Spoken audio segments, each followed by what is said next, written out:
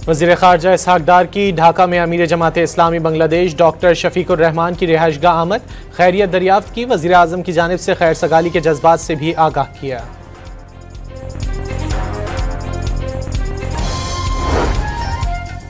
खैबर पख्तूनख्वा में आंधी और बारिश ने एक बार फिर तबाही मचा दी। डेरा इस्माइल खान, मर्दान और लोअर दीर में छतें गिरने समेत दीगर हादसात में 11 अफराद जाँ बहक, 50 से ज़ायद जख्मी हो गए।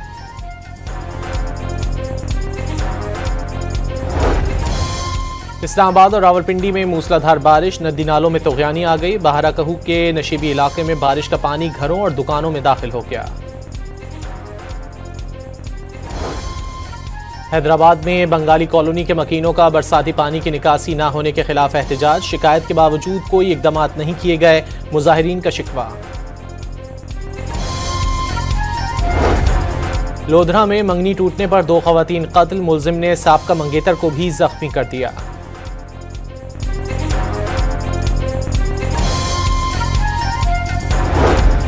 और क्वेटा में इंसानी स्मगलिंग में मुलव्विस 3 मुलजमान गिरफ्तार, कुर्बान अली, अब्दुल अलीम और ओज़ैब पर शहरियों से लाखों रुपए बटोरने का इल्जाम है।